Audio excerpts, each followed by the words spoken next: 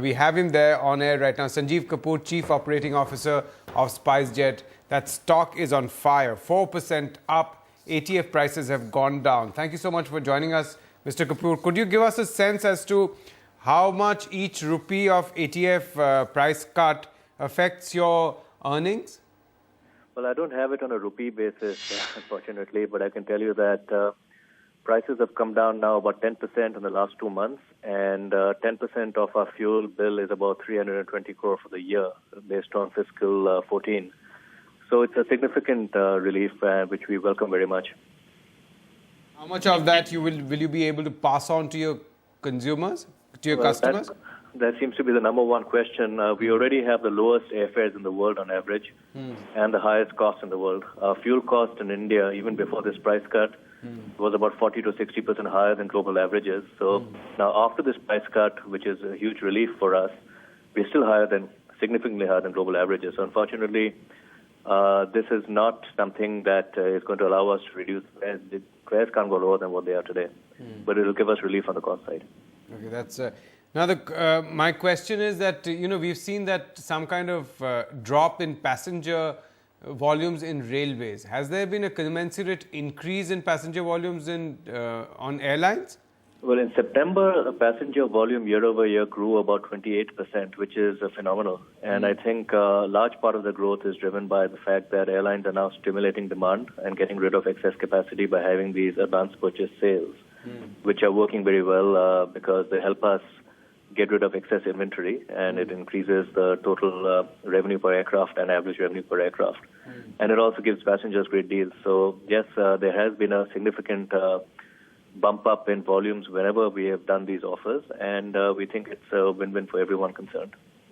If I look at when a flight goes, and if it's 50% capacity, and it has 50% of the seats are taken, or 70% of the seats are taken, what is the difference in costs for you on that particular flight? In cost, well, I don't want to go into specifics. No, I'm not asking about the numbers specifically. Just a ballpark, is there a significant difference, or is the difference not big enough for you not to give cheaper tickets? Well, no, tickets, like I said, we want to not fly empty seats. Once an aircraft takes off, that empty seat is lost forever. Yeah. It's not like a bar of soap which you can keep on the shelf and sell tomorrow. It is gone. So therefore, our goal is to fly as few empty seats as possible. But the way to do that is by selling your excess capacity in advance.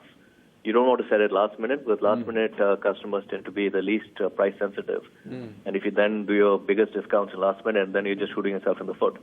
So what we have started to do, and what I believe the industry is doing now, after we have started this, is that we are trying to get rid of our excess capacity early, so that close to the date of departure, we are leaving with much fuller planes. We don't have as much left to sell. So approximately, what would be the average return revenue that you're getting per seat? Well, again, we don't measure it on a per seat basis. We measure it on a revenue per available seat kilometer basis, and which is the most relevant revenue metric. And as a result of all these promotions and sales and everything else that we've been doing, based on our Q1 figures, which are public, revenue per seat kilometer went up almost 10%. So it is certainly a positive from that point of view. And is it continuously going up? Obviously, you can't give me a number till you actually publish your numbers, but you're seeing decent traction there. So effectively, we're seeing two levers. One is that your fuel prices are going down, and on the other end, you're seeing better, what you said, that revenue per available seat kilometer. You're seeing... All right. So could you give me a ballpark figure? Again, no specific numbers, as to the utilization of seats right now? Well, in September, we had a record month for the industry. SpiceJet ended at 86% load factor utilization. Traditionally, in September, airlines have done in the 60s, so that is a 20 percentage points increase, which is phenomenal.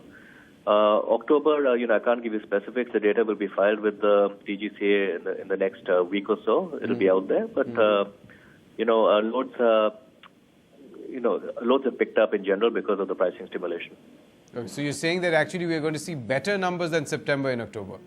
No, I'm not saying that. I'm saying that I cannot able to discuss that. All right. Okay. That's fair. But what do you attribute this growth to, other than the fact that you said advance purchase being allowed for passengers? Are you seeing any kind of change in sentiment? Are businesses traveling a little bit more? Well, there's certainly an improvement in sentiment, and that will account for maybe if you're looking at September, where we grew as an industry 28% year over year, I would say maybe about 8 to 9% of that is accounted for by sentiment and just improving business, improving secular traffic. The remaining 18 to 20%, I think, is entirely driven by demand stimulation thanks to pricing. All right. Thank you so much for joining us, Mr. Kapoor. Pleasure talking to you.